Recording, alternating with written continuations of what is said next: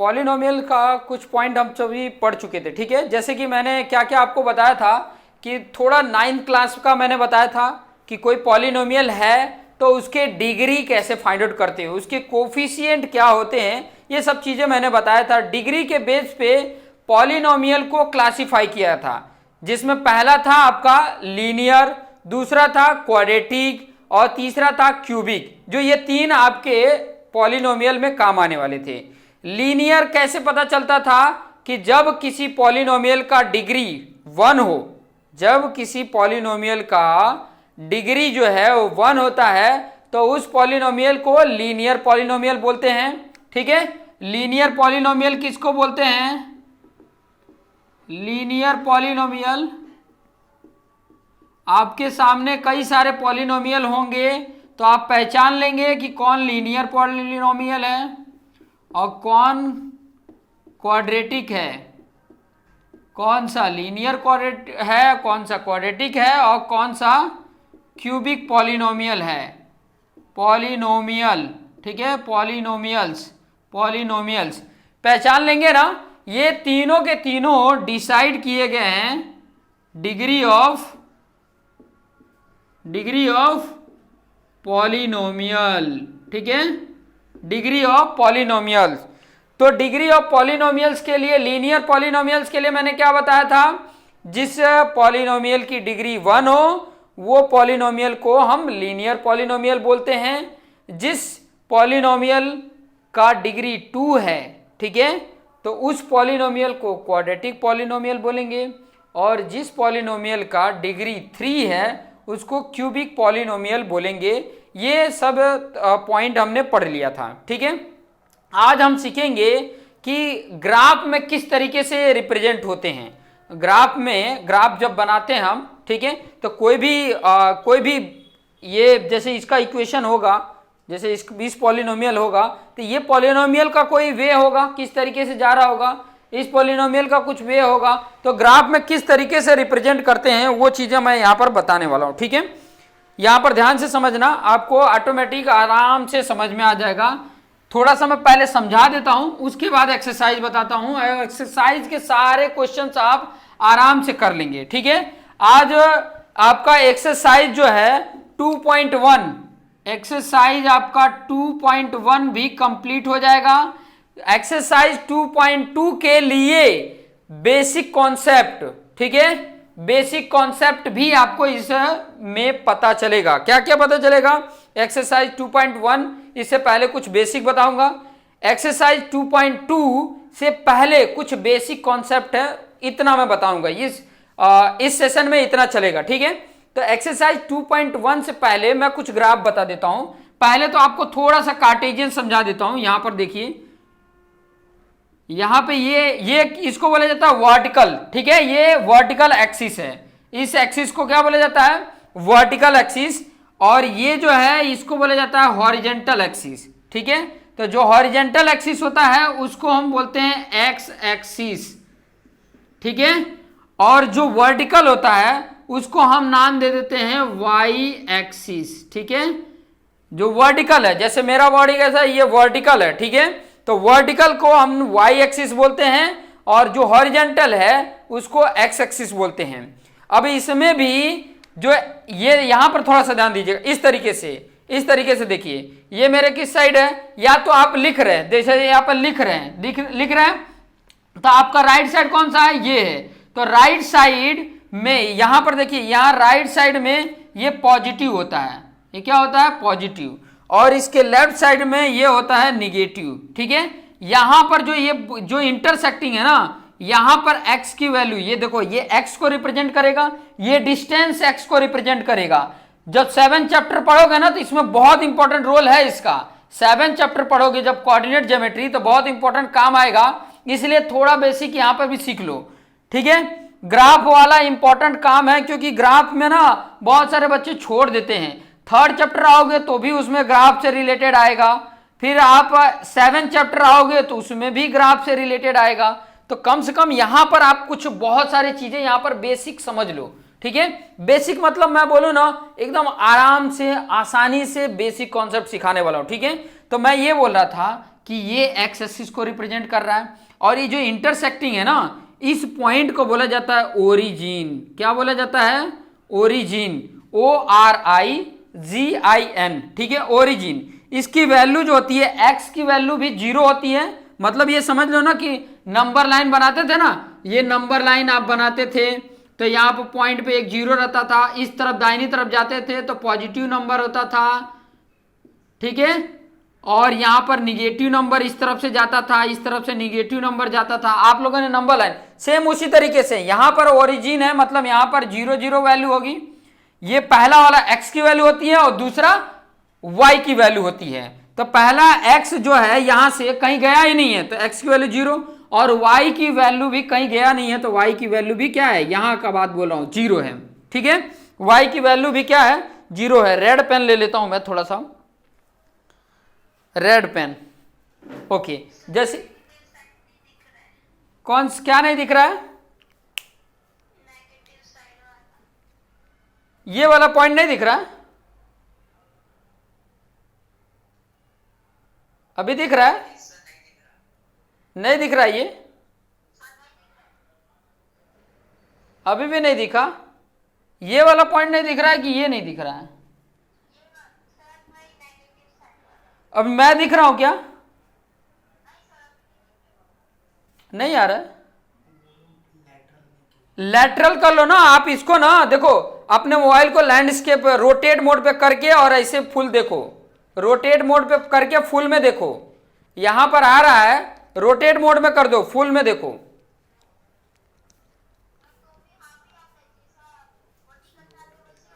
उस पर क्लिक करो ना, उसके ऊपर क्लिक करो, स्क्रीन के ऊपर 2 बार क्लिक करो। नहीं आ रहा है? यहां पर तो फुल है, पूरा का पूरा ले रहा है, यहां पर जो है ना फुल ले रहा है। मैं जो बता रहा था कि ये इंटरसेक्टिंग पॉइंट है, देखो ये y एक्सिस है और ये x एक्सिस है, जो जहां पे दोनों ये इंटरसेक्ट कर जाते हैं ना, ये दोनों इंटरसेक्ट करते हैं, इसको ओरिजिन बोला जाता है। और ये ओरिजिन की वैल्यू होती है पॉइंट में होता है। देखो कोई भी पॉइंट को अगर बताना हो तो यहां पर x में होता है और कॉमा यहां y होता है। पहला x की वैल्यू होती है और दूसरा y की वैल्यू होती है, ठीक है, पहला x की वैल्यू और दूसरा y की वैल्यू होती है। तो यहां पर ध्यान से समझिए कि ये x की वैल्यू पॉजिटिव बताएगा, यहां पर x की वैल्यू पॉजिटिव, और यहां से इस तरफ जाओगे तो x की वैल्यू निगेटिव बताएगा। यहां पर x की वैल्यू इस तरफ जाओगे तो निगेटिव और इस तरफ आओगे तो पॉजिटिव। वैसे y की वैल्यू जब यहां से ऊपर जाओगे तो पॉजिटिव, यहां पर क्या आ जाएगा, पॉजिटिव आ जाएगा, और यहां पर जब ये ओरिजिन से नीचे की तरफ वैल्यू होगी तो क्या आ जाएगा, निगेटिव आ जाएगा, ठीक है। तो कोई भी पॉइंट को जब रिप्रेजेंट करना होगा तो इस पॉइंट इस फॉर्म में जो मैंने यहां पे बताया था, x और y के फॉर्म में आप रिप्रेजेंट करोगे।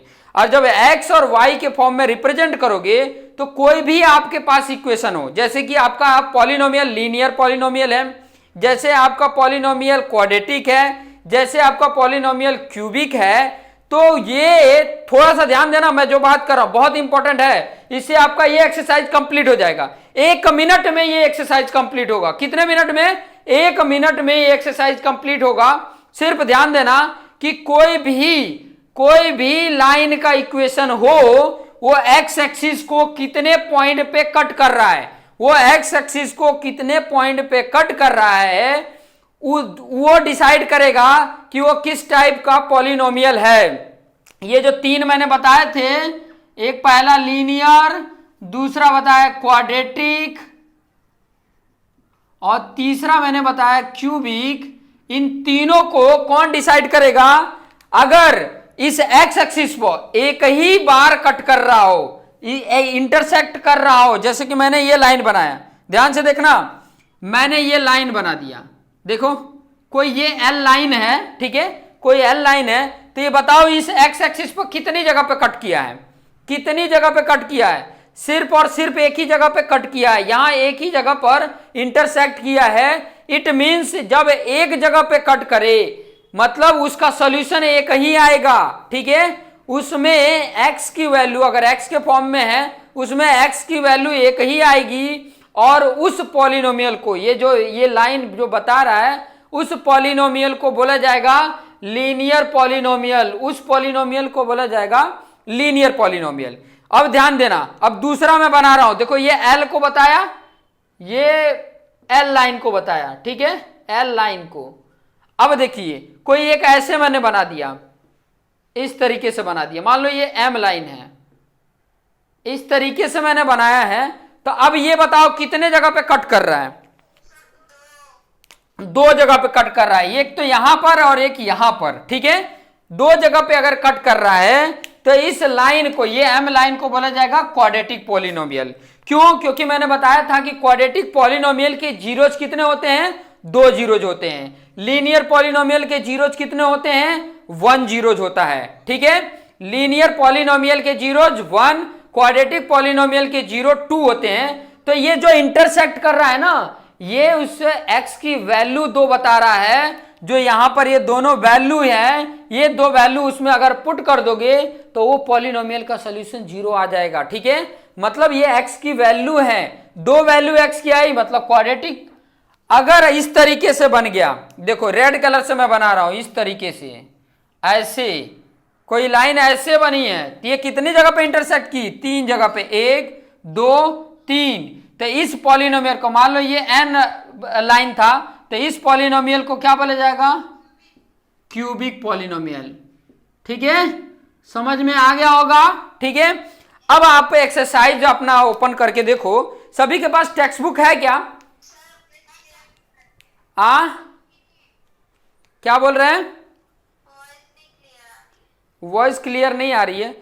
आज के लिए थोड़ा सा तकलीफ कर दो, कल ईयरफोन के साथ मैं आपसे डिस्कस करूंगा। आज थोड़ा सा मैं खुद ही फॉरगेट हो गया, तो थोड़ा सा ध्यान दो, थोड़ा सा अभी पेशेंस रख लो, बाकी एक वीडियो रिकॉर्डेड आपको मिल जाएगा, ठीक है। थोड़ा सा पेशेंस रखोगे तो काम बन जाएगा। तो यहां पर जो मैं पॉइंट बता रहा था, ध्यान से समझिएगा, थोड़ा सा पेशेंस रख लो, ठीक है। थोड़ा सा अगर क्लियर नहीं आ रहा है, माइक ऑफ करो। किसका? माइक ऑफ करके ऑन करिए ना। हाँ अभी ठीक है। हाँ चलिए ठीक है।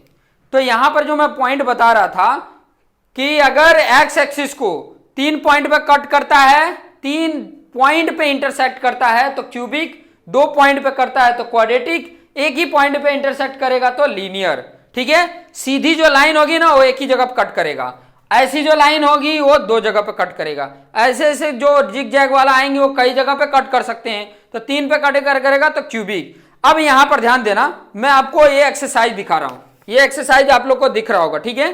टेक्स्ट बुक होगा ना आप लोग के पास? नहीं होगा ना, तो इसके पहले मैं आप लोग को ना एक पीडीएफ या तो इसके पहले एक्सरसाइज के क्वेश्चन भेज दिया करूंगा और आप उसका प्रिंट निकाल लेना है। लेक्चर से पहले अगर कोई लेक्चर्स है उसका, अगर आपके पास टेक्स्ट बुक नहीं है तो मैं उसका पीडीएफ भेज दूंगा, उसका जेरॉक्स प्रिंट निकाल लेना कि ताकि आपके पास अवेलेबल हो। अगर नहीं तो जो भी आपके कोई सीनियर होगा तो उससे टेक्स्ट बुक ले लेना। तो यहां पर देखेंगे आपका जो एक्सरसाइज, अभी एक्सरसाइज पे आ जाता हूं, और यही चीज है एक्सरसाइज में, यही है आपका एक्सरसाइज 2.1। 2.1 में आप तुरंत आंसर दे देंगे, तुरंत। देखिए पहला जो बनाया है ना, पहला यहीं पर मैं देखो बना रहा हूं, देखो पहला जो बनाया है, ऐसे ये x है, ये x है, ये y है, और इस तरीके से ये लाइन है। इस लाइन का नाम दे दिया है, कुछ नाम नहीं दिया है। अब बताइए कि ये कौन सा टाइप का इक्वेशन होगा? इस क्वेश्चन में क्या पूछा है? द ग्राफ ऑफ, यहां पर ऐसे पूछा है, देखो y equal to p x है, ऐसे है, ठीक है। मतलब पॉलिनोमियल x के फॉर्म में है। पॉलिनोमियल कैसा है? x के फॉर्म में है। फिर बोला है polynomial p, find the number of zeros of the P x in each case. यहां पर फाइंड क्या करना है? Find the number of zeros, ठीक है, ऑफ पी एक्स, इसका जीरोज फाइंड आउट करना है। तो यहां पर ध्यान दीजिए, ये लाइन अगर आपके पास है, ये जो लाइन है, ठीक है, ये जो लाइन है, ये एक्स एक्सिस पे कितनी जगह पे इंटरसेक्ट किया है, कितनी जगह पे इंटरसेक्ट किया है? तो आप बोलेंगे कि एक भी जगह पे इंटरसेक्ट नहीं किया है। देखो इस पे कहीं पे भी इंटरसेक्ट किया है क्या? ये लाइन कहीं कटा है क्या? नहीं कटा है। जब नहीं इंटरसेक्ट कर रहा है तो इस नंबर ऑफ जीरो जिसके कितने होंगे? जीरो होगा, जीरो। तो यहां पर इसका आंसर जब लिखोगे, ठीक है, पहले का इसका आंसर लिखोगे, यहां पे नीचे लिख देगा ऐसे बना के, फिर नीचे लिखना the number of zeros of this P x is zero, ऐसे लिख दोगे। ठीक है, एक भी नहीं है ना, एक भी इंटरसेक्ट नहीं कर रहा है एक्स को। ठीक है, एक भी इंटरसेक्ट नहीं कर रहा है, इसलिए इस पॉलिनोमियल के जीरोज कितने होंगे? एक भी नहीं होगा, एक भी नहीं मतलब जीरो। ठीक है, समझ में आया? दूसरा है, मैं यहां पे बता रहा हूं। दूसरा देखो, दूसरा किस तरीके से बनाया है? इस तरीके से बनाया है, इस तरीके से बनाया है। दूसरा जो बनाया है वो इस तरीके से है, ऐसे है। ठीक है, अब बताइए एक्स एक्सिस को कितनी जगह पे कट किया है? एक जगह पे। तो इसका क्या लिखोगे? Number of zeros of P x is 1। ठीक है, क्या लिख देंगे? 1 लिखेंगे। इस पॉलिनोमियल का नंबर ऑफ जीरोज क्या है? 1। ठीक है, ग्राफ ऐसे बनाना है, ऐसे इंडिकेट कर देना है, आंसर में लिख देना है नंबर ऑफ जीरोज इज 1। ठीक है, number of zeros of this polynomial 1, या number of zeros of P x is 1। ठीक है, समझ में आ गया? ये दूसरा भी समझ में आ गया। अभी तीसरा चौथा भी बता देते हैं।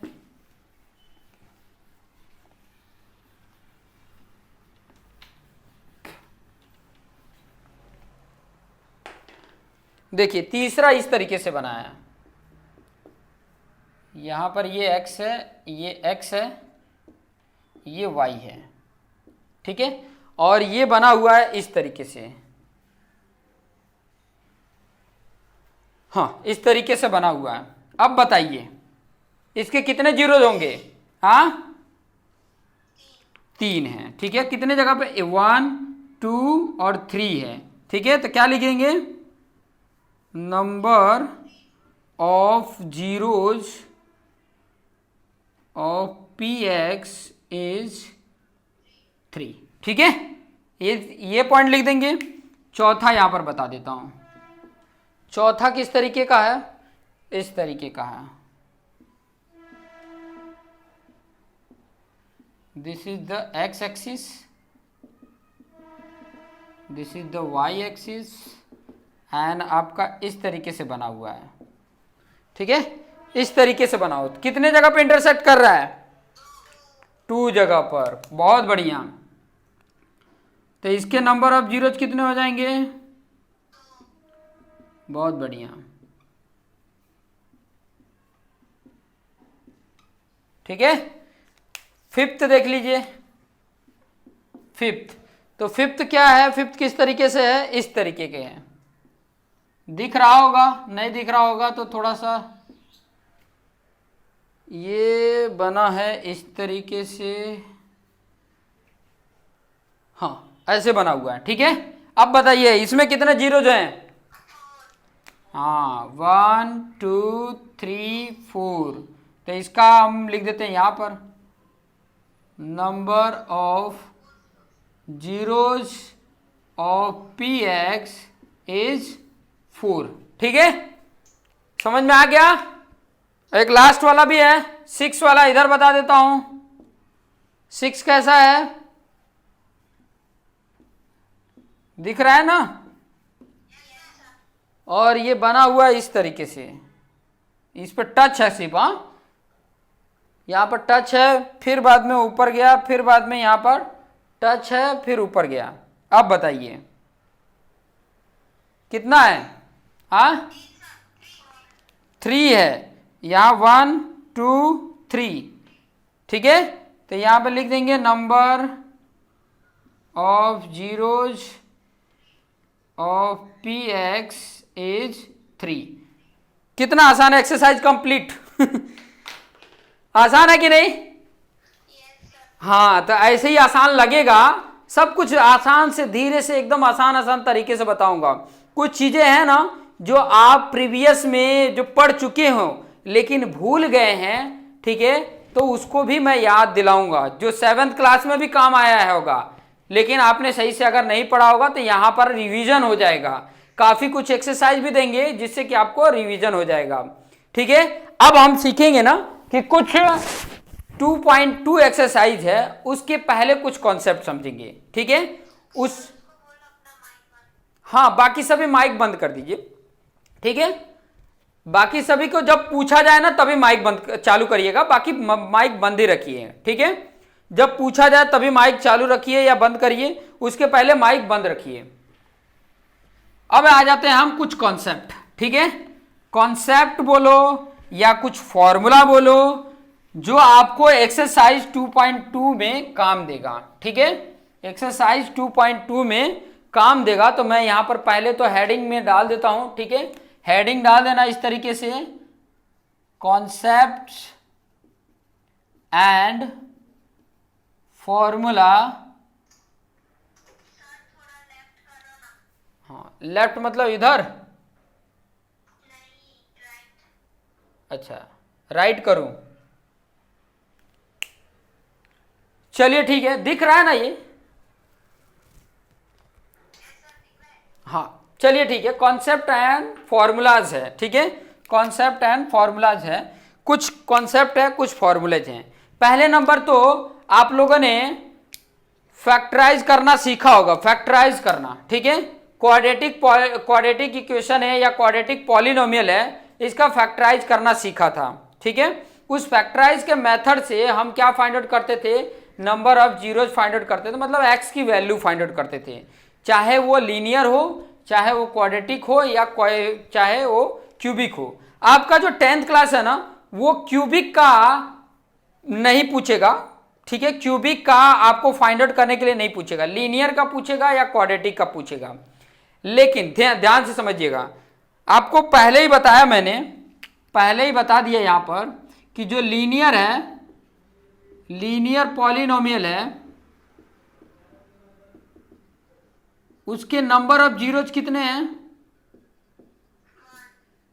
बहुत बढ़िया, एक है, ठीक है। दूसरा आपको मैंने बताया क्वाड्रेटिक,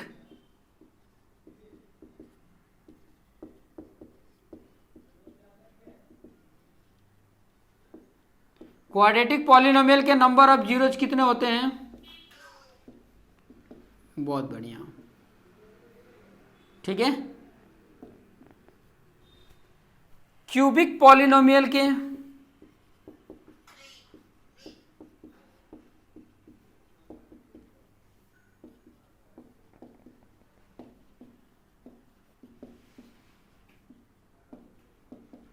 ओके, ये चीजें आपने समझा है, ठीक है, इतना तो आप लोगों को पता है। अब यहां पे देखिए, एक नंबर ऑफ जीरोज अगर एक ही हो, ठीक है, नंबर ऑफ जीरोज एक ही है, एक ही वैल्यू फाइंड आउट करना है, तो ये इस टाइप के पॉलिनोमियल आपको याद है। जैसे अगर मान लीजिए px है तो इस तरीके से होगा, 2x + 4 होगा, या तो और करके अगर मैं बोलूं तो ऐसे 3x + 7 करके आ गया, ठीक है, 3x + 7 करके आ गया। इस तरीके के आपका लीनियर आपको इक्वेशन देखने को मिलेगा, ठीक है। नहीं दिख रहा ये? हाँ, जो क्वाड्रेटिक पॉलिनोमियल है ना वो किस फॉर्म में दिखेगा, ठीक है। स्टैंडर्ड फॉर्म कैसा होगा वो चीजें मैं बता रहा हूं, इसका स्टैंडर्ड फॉर्म, इसका स्टैंडर्ड फॉर्म मैं यहां पे बता रहा हूं, ठीक है। स्टैंडर्ड फॉर्म, ठीक है, स्टैंडर्ड फॉर्म किसका? क्वाड्रेटिक पॉलिनोमियल का स्टैंडर्ड फॉर्म क्या होता है? इस तरीके से होता है, ax² + bx + c, this is the x polynomial, ठीक है।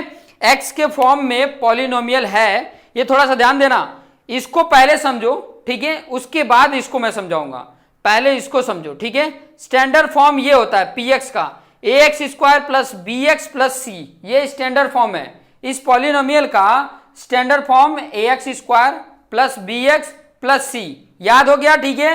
ax square plus bx plus c, ठीक है। अब मैंने आपको बताया था, क्या बताया था, कोफिशिएंट, एक्स स्क्वायर का कोफिशिएंट क्या है, एक्स स्क्वायर का कोफिशिएंट क्या है, a है। x का कोफिशिएंट क्या है,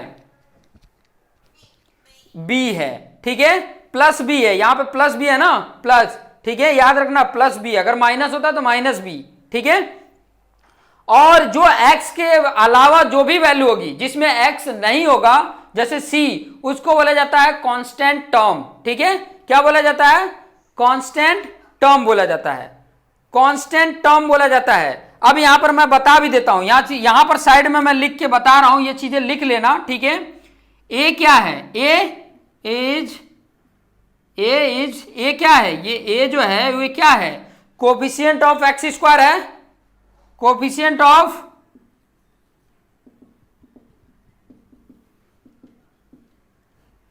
उसके बाद से बी क्या है,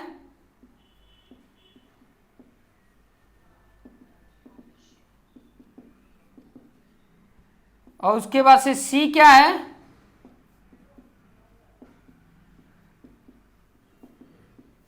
जिसमें एक्स ना हो, कोई नंबर हो सकता है 1 2 3 4 ए बी सी डी, कुछ भी हो सकता है, जिसमें एक्स है ही नहीं है, उस टर्म को बोला जाता है कांस्टेंट टर्म। ये याद रखना, ठीक है। स्टैंडर्ड फॉर्म ये होता है x square plus b x plus c, ठीक है।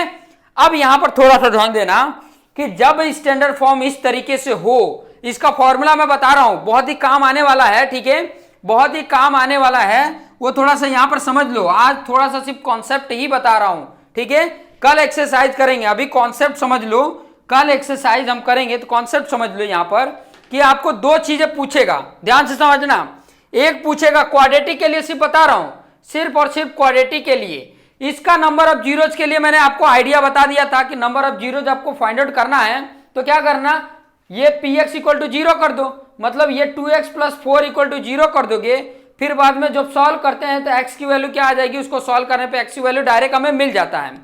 क्वाड्रेटिक के लिए हमें फाइंड आउट करने पड़ते हैं, हालांकि ऑलरेडी अगर गिवन हो, क्या हो, पहले क्या मैं बता रहा हूं, गिवन हो, क्या बता रहा हूं, गिवन हो, ठीक है। क्या गिवन हो, इसके नंबर ऑफ जीरोज, ठीक है, मतलब नंबर ऑफ जीरोज का मतलब x की दो वैल्यू पहले से ही दी गई हो, ठीक है, पहले से ही दी गई हो। यहां पर लिख रहा हूं पहला कंडीशन, यहां पे केस 1 भी लिख सकते हो, यहां पर केस 1 पे, ठीक है। केस 1 क्या है, गिवन नंबर ऑफ जीरोज, या ठीक है, और या तो बोल सकते हैं नंबर ऑफ जीरोज, या तो given value of number of zeros given हो, ठीक है, गिवन हो, अगर दिया हो, ठीक है, volume of number of zeros, value of number of zero दिया हो, तब दो चीजें याद रखना, दो चीजें पूछेगा। एक तो पूछेगा सम ऑफ जीरोज, ठीक है, दो वैल्यू दिया होगा, x की दो वैल्यू दी होगी, तो x की जो दो वैल्यू दिया होगा, एक मान लेता हूं x की वैल्यू अल्फा दिया होगा, एक x की वैल्यू मैंने मान लिया बीटा है, ठीक है। ये अल्फा और बीटा x की वैल्यू है, जिनको हम जीरोज बोलते हैं। और जीरोज क्या होता है, इस पॉलिनोमियल में अगर x की जगह पे ये वैल्यू, अगर अल्फा पुट कर दिया जाए तो सोल्यूशन क्या हो जाएगा, 0, अगर बीटा पुट कर दिया जाए तो सोल्यूशन क्या हो जाएगा, 0, उसी को नंबर ऑफ जीरोज बोला जाता है, ठीक है। तो सम ऑफ जीरोज, ध्यान से समझना, सम ऑफ जीरो, दो जीरोज हैं तभी तो सम कर रहे हैं, ठीक है, तो दोनों का सम क्या होता है, क्या वैल्यू आएगी, तो सम ऑफ जीरो जो होता है वो क्या आता है, वो यहां पर बता रहा हूं मैं, देखो माइनस पहले होता है, ये फिक्स है माइनस, ठीक है, ये माइनस फिक्स है। और क्या होता है, ध्यान से समझना, क्या होता है, वो होता है कोफिशिएंट ऑफ x, और नीचे होता है कोफिशिएंट ऑफ x स्क्वायर। ये याद रहेगा, ये फॉर्मूला याद रहेगा, ठीक है। अब यहां पर देखिए, ध्यान से देखिए, स्टैंडर्ड फॉर्म ये है आपका, ठीक है, इसके जीरो, एक अल्फा एक बीटा आए थे, एक ही अल्फा आया था, एक बीटा आया था, तो यहां पर इसको लिख सकते हैं ना, सम ऑफ जीरोज मतलब अल्फा प्लस बीटा, और यहां पर माइनस तो है ही है, कोफिशिएंट ऑफ एक्स क्या है, एक्स का कोफिशिएंट देखो, कोफिशिएंट ऑफ एक्स क्या था, बी, और कोफिशिएंट ऑफ एक्स स्क्वायर क्या है, सी। ये सम ऑफ जीरोज का एक फॉर्मूला आ गया आपके पास, सम ऑफ जीरोज का एक क्या आ गया, फॉर्मूला आ गया, सम ऑफ जीरोज का एक फॉर्मूला आ गया। ये कब, जब आपके पास ये नंबर ऑफ जीरोज अल्फा और बीटा की वैल्यू दी होगी, ठीक है, एक्स की दो वैल्यू दी होगी, और ऑलरेडी जब एक्सरसाइज 2.2 में जाओगे तो आपको पहला ही क्वेश्चन में दिया होगा, नंबर ऑफ जीरोज दिए होंगे, उसके बेस पे आपको ये यूज करना होगा, ठीक है, sum of zeros and product of zeros. दूसरा एक आता है प्रोडक्ट ऑफ जीरोज, दूसरा एक आता है प्रोडक्ट ऑफ जीरोज। प्रोडक्ट का मतलब क्या होता है, प्रोडक्ट का मतलब होता है मल्टीप्लिकेशन, प्रोडक्ट का मतलब होता है मल्टीप्लिकेशन, और ये मल्टीप्लिकेशन किसका है, जीरोज का है, ये मल्टीप्लिकेशन किसका है, जीरोज का है, ठीक है। तो इसका फॉर्मूला क्या होता है, इसका फॉर्मूला क्या होता है, ऊपर होता है कांस्टेंट टर्म, कांस्टेंट टर्म, और नीचे होता है कोफिशिएंट ऑफ एक्स स्क्वायर, ठीक है। यहां पर भी देखेंगे तो नीचे कोफिशिएंट ऑफ एक्स स्क्वायर था, यहां पर भी नीचे कोफिशिएंट ऑफ एक्स स्क्वायर, ठीक है, इसमें जो सबसे बड़ा पावर था उसका कोफिशिएंट। तो यहां पर थोड़ा सा देखिए, ध्यान से देखिए, प्रोडक्ट ऑफ जीरोज मतलब जीरोज एक अल्फा था एक बीटा था, तो इनका प्रोडक्ट, प्रोडक्ट मतलब मल्टीप्लिकेशन में है, और वैल्यू देखिए कांस्टेंट टर्म क्या है इसमें, इसमें कांस्टेंट टर्म क्या है, कांस्टेंट टर्म क्या है इसमें, सी है, सी है, और कोफिशिएंट ऑफ एक्स स्क्वायर क्या है, ए है। तो ये आपका फॉर्मूला एक आ गया, ठीक है, दो फॉर्मूले यहां पर आ गए, ठीक है। किसके लिए आए थे, ये आया था क्वाड्रेटिक पॉलिनोमियल के लिए, क्वाड्रेटिक पॉलिनोमियल के लिए sum of zeros, sum of zeros का formula minus coefficient of x upon coefficient of x square, product of zeros के लिए constant term upon coefficient of x square, ठीक है, याद रहेगा, ठीक है, ये याद रहेंगे ना तो फिर बाद में आप कोई अगर सिर्फ ये जीरोज दिए गए हैं, मान लीजिए कि ये अल्फा बीटा दिया हो और कह रहा हो कि ऐसा पॉलिनोमियल बनाओ, ऐसा पॉलिनोमियल बनाओ, ये अल्फा और बीटा की वैल्यू दे दिया होगा, मान लो अल्फा की वैल्यू 1 दे दिया और बीटा की वैल्यू 4 दे दिया है, ठीक है, तो कहेगा कि अब आपको ऐसा पॉलिनोमियल बनाना है, तो ऐसा पॉलिनोमियल कब बनाओगे, जब आपको ये और ये आपको पता होगा, सम ऑफ जीरोज और प्रोडक्ट ऑफ जीरोज पता होंगे, ठीक है, तो उसके बेस पे ऐसा पॉलिनोमियल आप खुद बना लोगे, ठीक है, ऐसा पॉलिनोमियल आप खुद बना लोगे। दूसरे टाइप का क्वेश्चन कैसे बोलेगा कि ये दिए ही नहीं है, ये दिया हुआ है, ये नहीं दिए हुए हैं, ये दिया हुआ है, इसके बेस पे बोलेगा कि जीरोज पहले फाइंड आउट करो, ये अल्फा और बीटा जो एक्स की वैल्यू है पहले बोलेगा ये फाइंड आउट करो, और फाइंड आउट करने के बाद ये सम ऑफ जीरोज और प्रोडक्ट ऑफ जीरोज बताओ, सम ऑफ जीरोज और प्रोडक्ट ऑफ जीरो उसके बाद बताओ, नहीं तो सिर्फ इतना ही पूछेगा, अल्फा जीरोज की वैल्यू बताओ, जीरोज की वैल्यू बताओ, जीरोज की वैल्यू बताओ। इतना समझ में आया क्या, इतना समझ में आया क्या, ये था क्वाड्रेटिक पॉलिनोमियल का, ये था आपका क्वाड्रेटिक पॉलिनोमियल का। अब आ जाते हैं ना क्यूबिक पॉलिनोमियल का। ये फॉर्मूला, एक और चीज मुझे बताना था ना, एक पतली सी ना 30 पेज या 40 पेज की नोटबुक ले लो, 30 पेज या 40 पेज का एक नोटबुक ले लो, स्पेशली किसके लिए, जस्ट चैप्टर वाइज फॉर्मूला लिखने के लिए। हर चैप्टर के लिए 4 पेज रख लो, हर चैप्टर के लिए 4 पेज रख लो, सिर्फ फॉर्मूला उसमें लिखने का, और बाकी सब के लिए एक मोटी साइज का नोटबुक ले लो, जिसमें ये जितना भी मैं कराते जाता हूं सब उसमें करने का, ठीक है। और क्लास जैसे चल रहा वैसे ही करते जाओ, दोबारा आप रफ में प्रैक्टिस कर सकते हो जब क्वेश्चंस आपको दिए जाएंगे। तो इतना समझ में आ गया क्वाड्रेटिक के लिए। अब क्यूबिक पॉलिनोमियल के लिए मैं बता रहा हूं, क्यूबिक पॉलिनोमियल के लिए बता देता हूं।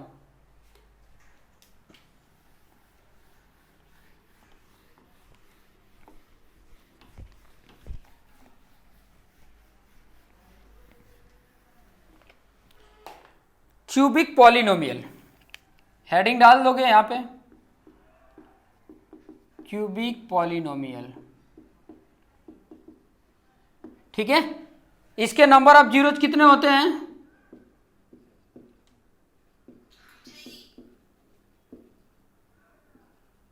3 होते हैं। अब ये 3 क्या होते हैं? x की वैल्यू है।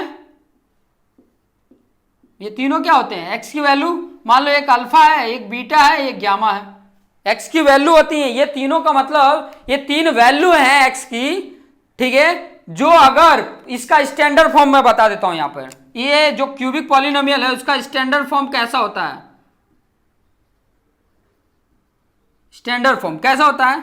ऐसे होगा ax³ plus bx² plus cx plus d। ये इस तरीके से पॉलिनोमियल होगा, ठीक है। देखो x³ का कोफिशिएंट a है। क्वाड्रेटिक में देखे थे कि x² का कोफिशिएंट a था, ठीक है। यहां a की जगह पे कुछ भी वैल्यू हो सकती है, b की जगह पे कोई भी नंबर हो सकता है। प्लस माइनस में जो होगा वो प्लस में होगा तो प्लस रखना, माइनस होगा तो माइनस रखना। लेकिन स्टैंडर्ड फॉर्म में प्लस होते हैं। स्टैंडर्ड फॉर्म में क्या होते हैं?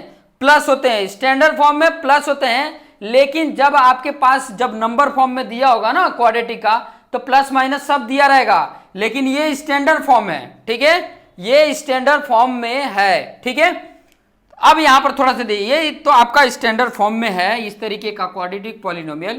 तो इसमें आप यहां पर पहले से लिख सकते हो। यहां पर ए क्या है? ए क्या है? Is coefficient of x³। B क्या है? Is coefficient of x²। सी क्या है? Is coefficient of x। And D क्या है? इज कांस्टेंट टर्म, ठीक है। कांस्टेंट टर्म है, कांस्टेंट टर्म है, ठीक है। a is a coefficient of x³, b is a coefficient of x², c is a coefficient of x and d is a constant term, ठीक है। d क्या है? कांस्टेंट टर्म है इसमें। अब इसमें 3 तरीके के कंडीशन आते हैं, ध्यान से समझना। यहां पे मैंने क्या बताया? ये अल्फा बीटा गामा क्या है? अल्फा बीटा गामा क्या है? ये x की वो वैल्यू है, वैल्यू कुछ भी हो सकता है, नंबर में कुछ भी हो सकता है। वो x की वो वैल्यू है जो यहां पर अगर अल्फा की वैल्यू कुछ होगी, वो अगर वैल्यू इसमें x की जगह पे पुट कर दो ना, तो इसका पूरा सोल्यूशन 0 हो जाए, वो है वैल्यू। बीटा में भी बीटा की कोई वैल्यू, बीटा की जगह कोई वैल्यू है, मैं तो उसको रिप्रेजेंट करने के लिए बीटा लिखा हूं। कोई रिप्रेजेंट कर रहा है नंबर, इसको गामा लिखा हूं, ठीक है। अलग अलग नंबर हो सकते हैं, सेम भी नंबर हो सकते हैं, ठीक है। तीनों नंबर सेम हो सकते हैं या तो तीनों नंबर अलग अलग भी हो सकते हैं, प्लस माइनस का भी डिफरेंट हो सकता है। तो ये तीनों अलग अलग नंबर हैं, जिस नंबर को बोला जाता है इस पॉलिनोमियल का 0। 0 कब बोला जाएगा? जब ये इसमें पुट करने पे इसका सोल्यूशन 0 आ जाए, ठीक है। इसका सोल्यूशन क्या हो जाए? 0 हो जाए, उसी को 0 बोला जाता है। तो इसमें 3 कंडीशन आता है। इसमें sum of zeros, product of zeros नहीं लिखने होते हैं। इसमें 3 कंडीशन होते हैं। पहला याद रखेंगे, ठीक है। फर्स्ट इसमें पहला होता है alpha plus beta plus gamma, ये होता है। Alpha plus beta plus gamma होता है। और इसका फॉर्मूला क्या होता है? तो यहां पर लिख लेना आप, minus coefficient of x² upon coefficient of x³, ठीक है। ये याद रहेगा।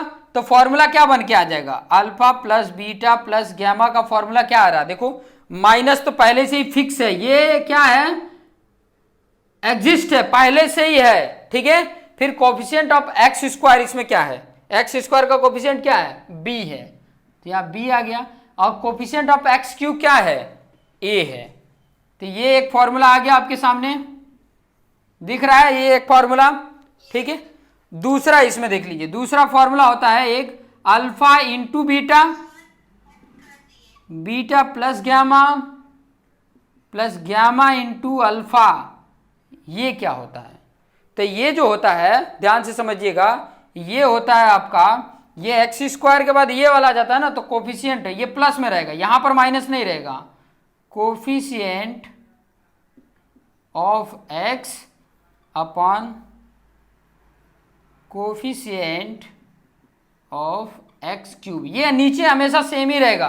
कोफिशिएंट ऑफ x³ नीचे सेम ही रहेगा। तो इसमें क्या वैल्यू आ जा रही है? कोफिशिएंट ऑफ x क्या है? c है, और यहाँ पर ए है, और ये क्या था, alpha into beta plus beta into gamma plus gamma into alpha. This is the different formula. और इसमें एक और होता है, 3 फॉर्मूले होते हैं, तो तीसरा यहाँ पर लिख देता हूँ, alpha into beta into gamma होता है।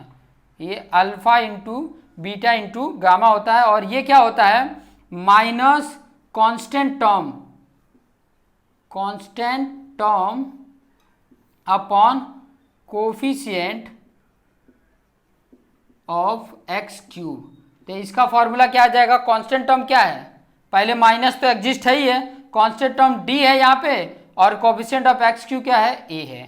तो ये 3 फॉर्मूले आपको दिख गए, ठीक है, तीनों फॉर्मूले आपको दिख गए, ये तीनों फॉर्मूले आपको सीधा सीधा आपको दिख रहे होंगे, ठीक है।